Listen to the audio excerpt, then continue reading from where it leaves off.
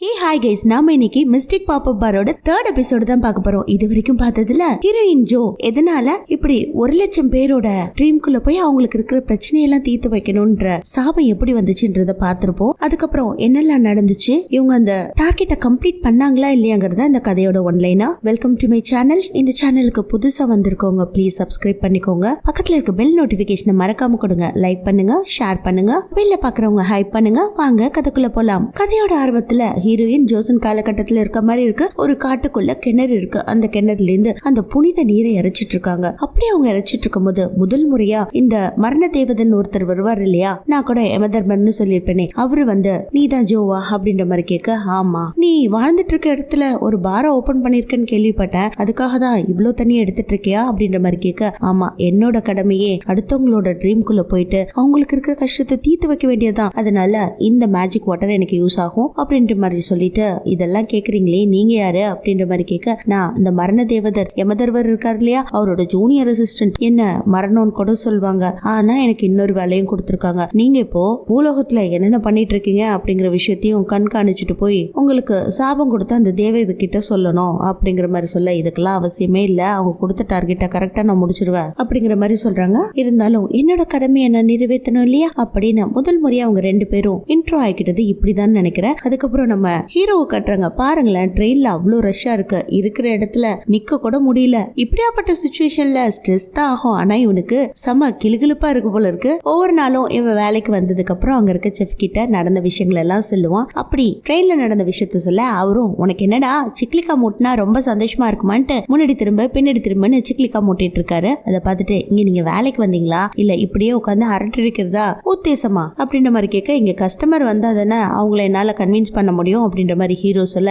நீ என்னடா வேலை பார்த்துட்டு இருக்க, ஒரு சூப்பர் மார்க்கெட்ல கஸ்டமர் சர்வீஸ்ல ஒர்க் பண்ணிட்டு இருக்க, அந்த இடத்துல உன்னை மீட் பண்றதுக்கு ஒரு நாளைக்கு எத்தனை கஸ்டமர்ஸ் வராங்க, அவங்களோட கஷ்டங்களை போக்கி வச்சாலே போதும்டா. ஆக்சுவலா நீ வர்ற கஸ்டமர் கிட்ட இந்த ஐடி கார்டை கொடுத்து இந்த பாருக்கு வர சொல்லு, அதுக்கப்புறம் நான் பாத்துக்கிறேன் அப்படிங்கிற மாதிரி சொல்ல, வர்ற கஸ்டமர் கிட்ட அவன் ஐடி கார்டை கொடுக்க, எப்படி இருந்தாலும் இவன் கை அவங்க மேல படும் இல்லையா, அதனால அவங்க தங்களோட கஷ்டத்தை சொல்ல ஆரம்பிக்கிறாங்க. அந்த நேரத்துல ரொம்ப பெரிய கஷ்டமா இருந்துச்சுன்னா அவங்க கிட்ட ஐடி கார்டை கொடுத்து அனுப்புறது இதே வேலை. இது அவனோட கொலீக் பார்த்துட்டு, டே கவுண்டர்ல என்னமோ பண்ணிட்டு இருந்தீங்க என்ன அப்படின்ற மாதிரி கேட்க, ஒண்ணும் இல்லடா, கஷ்டப்படுறவங்களுக்கு அங்க ஒரு பார் இருக்கு, அந்த பார்ல அவ்வளவா வருமானம் வரலையா, இப்படி ரெக்கமெண்ட் பண்ணி அந்த பாருக்கு அமிச்சா எனக்கு கொஞ்சம் டிப்ஸ் கொடுக்குறேன்னு சொல்லியிருக்காங்க, வேற ஒன்றும் கிடையாது. அது மட்டும் இல்ல, உனக்கு ஏதாவது பிரச்சனையா சொல்லு, இந்த கார்டை நீயும் போய் சரக்கடி அப்படின்ற மாதிரி சொல்லு, நான் நல்லா தாண்டா இருக்கேன், ஆளை விட்ற சாமி அப்படின்னு அவன் கிளம்பிடுறான். அடுத்து இவன் ஐடி கார்டு கொடுத்துருப்பான் இல்லையா, அந்த கஸ்டமர்ஸ் எல்லாம் ஒவ்வொருத்தரா பாருக்கு வராங்க. பாத்தீங்கன்னா ஒண்ணுமே இல்லாத பிரச்சனைக்கு இத்தனை பாட்டில் சரக்கு அடிச்சுட்டு ஒரு லேடி உட்காந்துட்டு இருப்போம், உனக்கெல்லாம் பிரச்சனையா, இதெல்லாம் ஒரு பிரச்சனையா, முதல்ல இங்க இருந்து கிளம்புறியான்னு அத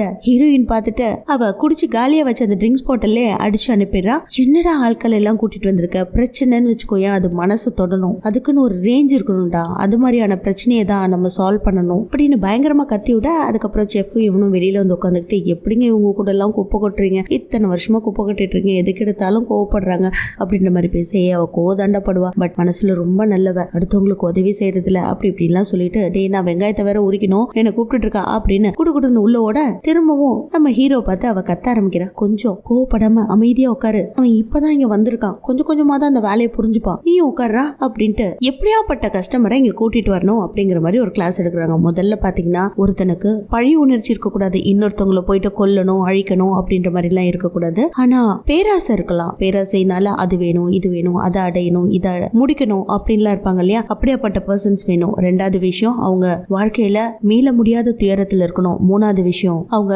வாழ்க்கையை வெறுத்து எதுக்குடா இந்த வாழ்க்கை, எதுக்குடா உசுரோட இருக்கணும், செத்து போயிடலாமா அப்படின்ற மாதிரி திங்க் பண்ற அளவுக்கு பெரிய பிரச்சனையை சந்திப்பாங்க இல்லையா, அது மாதிரியான பர்சன்ஸ் தான் நமக்கு வேணும் அப்படின்னு 3 கண்டிஷனை போட்டு அனுப்புறா. அதையும் அவன் நோட் பண்ணி வச்சிருக்கான். அங்க கட் பண்ணி அடுத்த சீன்ல ஒருத்தன் கம்பெனி வாசல்ல பயங்கரமா போராடிட்டு இருக்கான். எனக்கு கிடைக்க வேண்டிய வேலையை யாருக்கோ கொடுத்துட்டீங்க, ஃப்ராட் பண்ணிட்டீங்க அப்படின்னு அந்த கம்பெனியோட ஓனர் மிஸ்டர் சோய் போகும்போதே அவரை தாக்க போக, பக்கத்துல ஒரு பாக்ஸர் லேடியும் போவா. அவ பாத்தீங்கன்னா பிரச்சனை பண்றவன அடிச்சு போட்டுட்டு ஒரு முறைச்சிட்டு போறா. பட் உள்ள போகும்போது அந்த சாயோ போராடுறவனை பார்த்து பயங்கர கேவலமா திட்டிட்டு போறான். அதையும் அந்த பாக்ஸர் லேடி பார்த்துட்டு, என்னாச்சு, நீங்க அவனுக்கான வேலையை கொடுக்கலையா, எதுக்காக அவன் போராடுறான் அப்படின்ற மாதிரி கேட்க, இங்க பாருமா, நீ உன்னோட வேலையில ரொம்ப சூப்பரா இருக்க, ஆனா இதெல்லாம் மேலிருந்த விஷயம், நாங்களே பாத்துக்கிறோம், நீ வந்து இதுக்குள்ள எல்லாம் மூக்க நுழைக்க கூடாது, உன் வேலையில நீ கம்ப்ளீட் பர்ஃபெக்டா இருக்க, கரெக்ட் டைம்ல செயல்படுற அப்படின்ற மாதிரி எல்லாம் சொல்லிட்டு போறான். இருந்தாலும் அந்த லேடிக்கு இருக்கு, அவனை சுத்தமா பிடிக்காத மாதிரியே இருக்கு.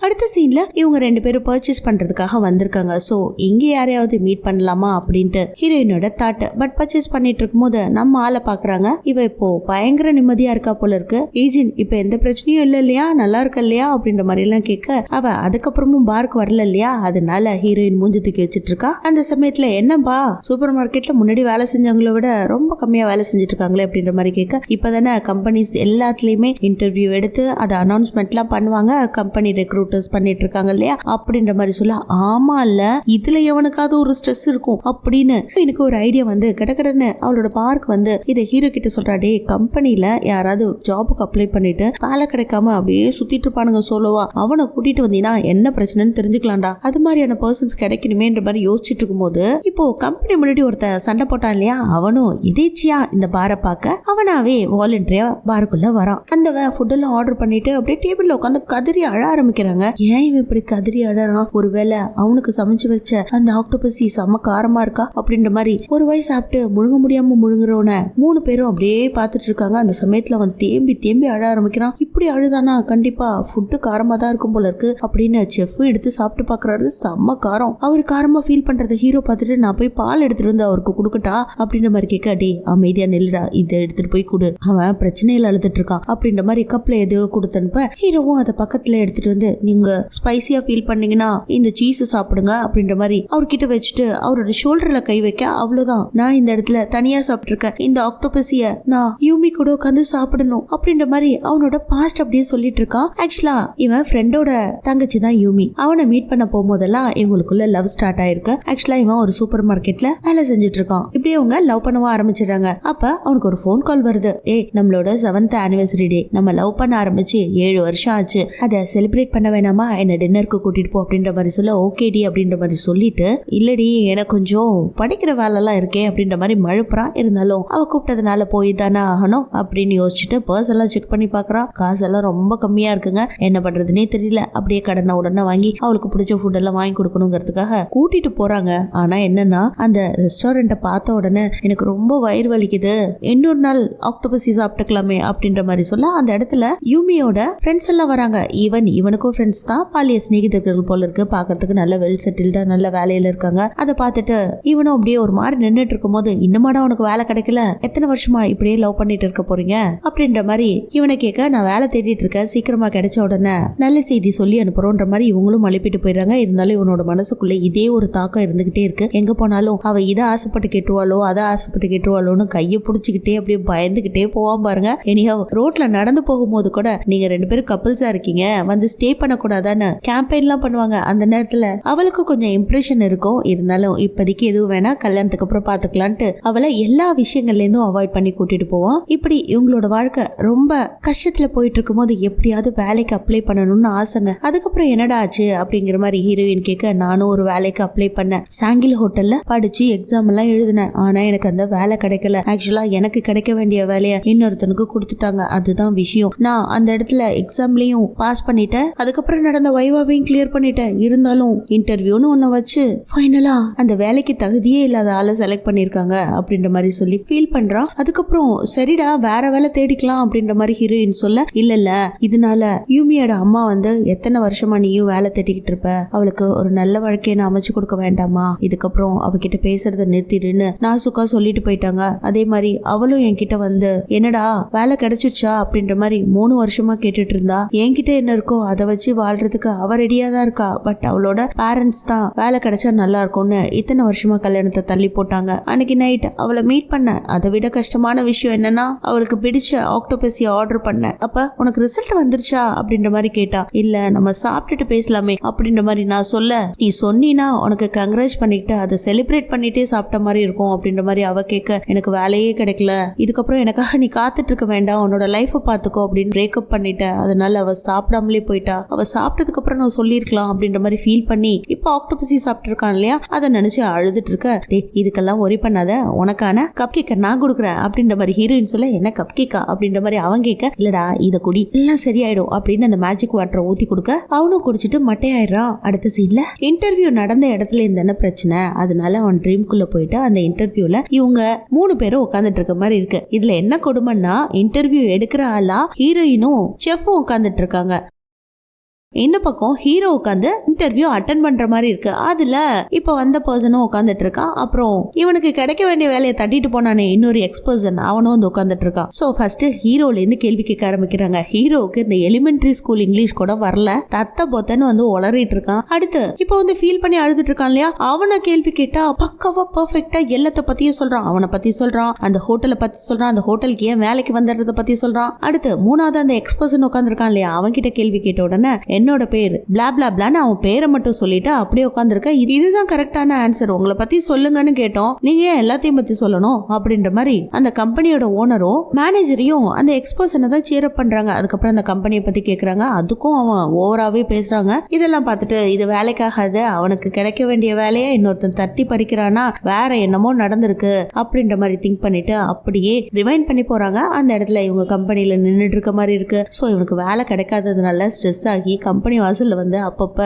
பார்க்கு வந்தவன் சண்டை போட்டிருக்கான். அப்போ அந்த ஓனர் இவனை பார்த்து ரொம்ப கீழ்த்தரமா பேசிட்டு போயிருப்பான் இல்லையா, அது அப்படியே ஹீரோயின் பார்த்ததுக்கு அப்புறம் அவளோட பிளாஷ்பேக்ல இவ ஜோசன் காலகட்டத்துல வாழும் போது அந்த இளவரசருக்கு கியூர் பண்ணிருப்பா இல்லையா, அந்த நேரத்துல யாரோ ஒருத்தர் வந்து எங்க அம்மா இருக்க வீட்டை கொளுத்திட்டாங்க அப்படின்ற மாதிரி திரும்பவும் அவங்க அம்மா இறந்ததுக்கு அப்புறம் அரசாங்கத்துல போய் சொல்லி அழுத்திருப்பா. பட் அங்க இருக்கவங்களோ இவளை உதாசீனப்படுத்தி, நீ ஒரு தாழ்ந்த ஜாதி பொண்ணு, இங்கெல்லாம் வந்து இப்படி எல்லாம் நைட் நேரத்துல கத்திட்டு இருக்க கூடாது, யாரும் உங்க அம்மாவை கொளுத்திருக்க மாட்டாங்க, உங்க அம்மா ஒரு ஷாமன், நீ ஒரு கேடு கெட்டவ, உங்களோட முடிவை நீங்களே எடுத்துக்கிட்டீங்க அப்படின்ற மாதிரி அவளை அடிச்சு அங்கிருந்து துரத்தி அனுப்பியிருப்பாங்க. அதெல்லாம் நினைச்சு பார்த்த ஹீரோயின் திரும்பவும் பார்ல அவன் மயக்கத்துல இருக்கான் இல்லையா, அவனை எழுப்பி ஒரு நிமிஷம் எழுச்சிக்கோ, இந்த மொபைல்ல இருக்கவன் தான் இப்போ நீ இருக்க வேண்டிய இடத்துல இருக்கான், உன் வேலை அவனுக்கு தான் கிடைச்சிருக்கு, இவன் யாருன்னு உன்னால கெஸ் பண்ண முடியுமா அப்படின்ற மாதிரி கேட்க, இவன் அசம்பிளி மேனோட பையனாச்சு அப்படின்ற மாதிரி அவனும் கெஸ் பண்ணி சொல்லிட்டு, என்னோட பிரச்சனையை நானே பாத்துக்கிறேங்க, இதெல்லாம் பெரிய பெரிய ஆட்கள் சம்பந்தப்பட்டிருக்காங்க, என்னால இந்த வாழ்க்கையில நல்ல ஒரு வேலை கிடைச்சு என்னோட காதலிய என்னால கல்யாணம் பண்ணிக்க முடியாதுன்ட்டு ரொம்ப உடஞ்சு போய் அங்கிருந்து போகிறத பார்த்துட்டு ஹீரோயினும் இல்ல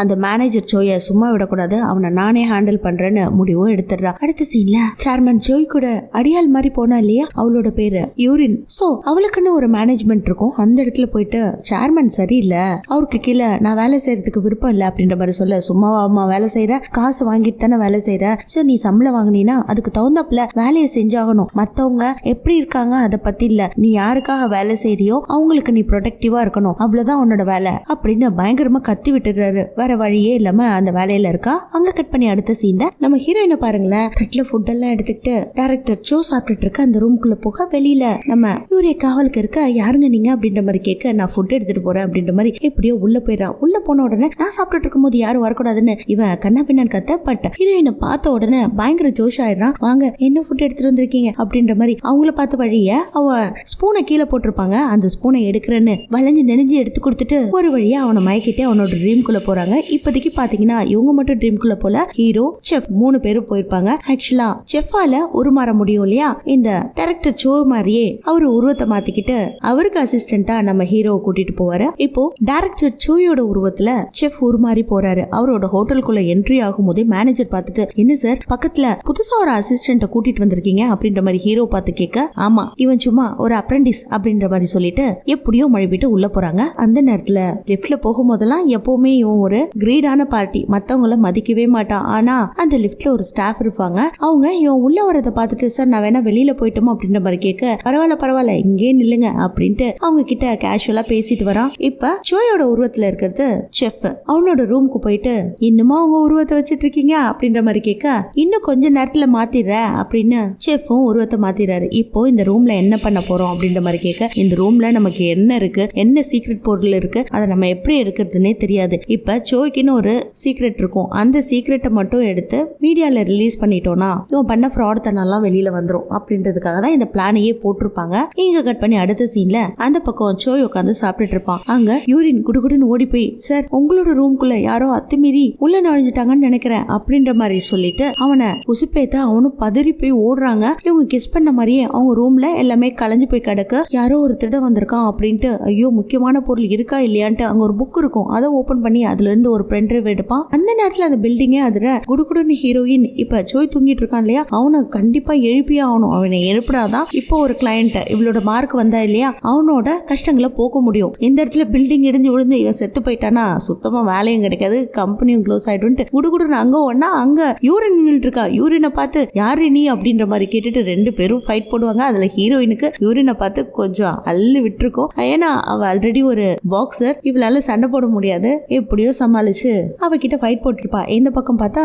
சோய்க்கு லைட்டா சுயநினைவு திரும்ப ஆரம்பிக்கும். இதை பார்த்துட்டு ஹீரோயின் குடுகுடுன்னு வெளியில போயிட்டு அந்த புக்குக்குள்ளதான் அந்த பென்ட்ரைவ் இருக்கு அப்படின்ற மாதிரி சொல்ல இவனுங்களும் அவன் ரூம்ல இருக்கிற மொத்த புக்கையும் பரட்டிட்டு இருக்கானுங்க. இந்த பக்கம் சோய் கடன்னு கிளம்பி வர ஆரம்பிக்கிறான். கூட யூரினும் வரா. ரிசப்ஷன்ல மேனேஜர் இருப்பார்ல, சார் இப்பதானே சார் நீங்க உள்ள போனீங்க, நான் உங்க கூட பேசினே அப்படிங்கிற மாதிரி சொல்ல, நானா இப்பதான்டா வர்றேன் அப்படின்ட்டு குடுகுடுன்னு அவரோட ஆபீஸ் ரூமுக்கு போக அதுக்குள்ள இந்த பக்கம் செஃப் அந்த பென்ட்ரைவை கண்டுபிடிச்சு எடுத்துடுறாரு. பட் அத ஹீரோ கையில வாங்கும் போது இந்த பக்கம் நிறைய பேர் மிஸ்டர் சோய், யூரின் எல்லாரும் ஒன்னு சேர்ந்து ஓடி வர இவங்களால அந்த இடத்துல இருந்து எஸ்கேப் ஆக முடியல. இருந்தாலும் கண்ணா பின்னான்னு ஃபைட்டை போட்டுட்டு தப்பிச்சோம் போதும்ட்டு குடுகுடுன்னு ஓட அந்த இடத்துல யூரின் மட்டும் ஒரு விஷயத்த நோட் பண்றா. அதாவது ஹீரோக்கு சுத்தமா ஃபைட்டே வராது, அவன் ஒளிஞ்சிட்டு இருப்பான். அதை கண்டு காணாத மாதிரி யூரின் ஃபர்ஸ்ட் வெளியில போயிட்டா. பட் அவ வெளியில போயிட்டா அப்படின்னு ஊர்ஜிதப்படுத்திக்கிட்டு ஹீரோ டக்குன்னு வெளியில வர மாட்டியா அப்படின்ட்டு சம பொலக்காரங்க ரெண்டு பேருக்கும் பயங்கர கான்ஃபிளிக்ட் ஆகுது. அந்த இடத்துல ஹீரோவால அந்த அளவுக்கு சண்டை போட முடியாது இல்லையா, அதனால தப்பிச்சு ஓட தான் நினைப்பான். இருந்தாலும் அவ மடக்கி பிடிச்சு அவங்க கிட்ட இருந்து அந்த பென்ட்ரைவை பாக்கெட்ல இருந்து எடுத்துடுறா.